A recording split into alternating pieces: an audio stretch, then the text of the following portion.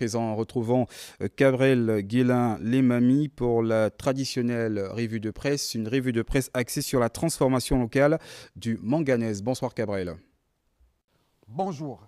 Lors d'un récent conseil des ministres, le président de la République, Brice Clotaire Oligui Nguema, annonçait une série de mesures visant à promouvoir la transformation des richesses nationales. Parmi celles-ci, l'interdiction de l'exportation du manganèse brut à compter du 1er janvier 2029. Pour Gabon Media Time, c'est une décision historique, mais qui fait naître un certain nombre de préoccupations liées notamment aux infrastructures nécessaires à sa mise en œuvre. Gabon Review évoque Christelle Boris, PDG d'Eramet, qui a déroulé l'argument d'un industriel aguerri. Selon elle, transformer in situ tout le manganèse de Moanda reviendrait, dit-elle, à mettre 2 fois la capacité de transformation de l'Europe au Gabon. Le diagnostic est brutal, infrastructure insuffisante, hydrologie limitée, coût de l'énergie prohibitif. Selon Gabon Review, malgré cet obstacle,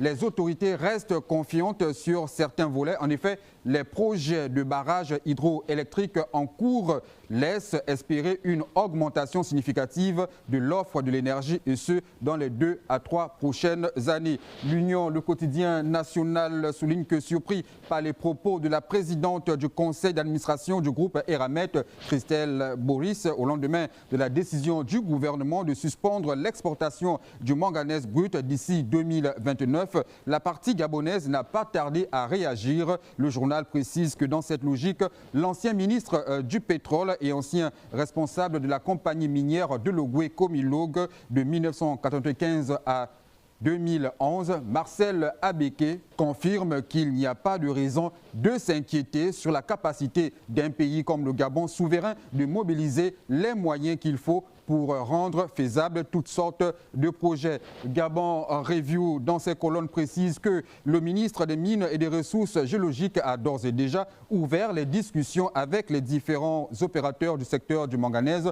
Certains opérateurs ont exprimé leur disponibilité à soutenir et à accompagner le Gabon dans son ambition. Une information partagée par Eco Matin qui cite le groupe indien Colsal qui s'engage à son tour dans la transformation du manganèse au Gabon. Sa filiale NGM va construire une unité de production de 70 000 tonnes d'alliage dans la dynamique de l'interdiction d'exportation prévue en 2029.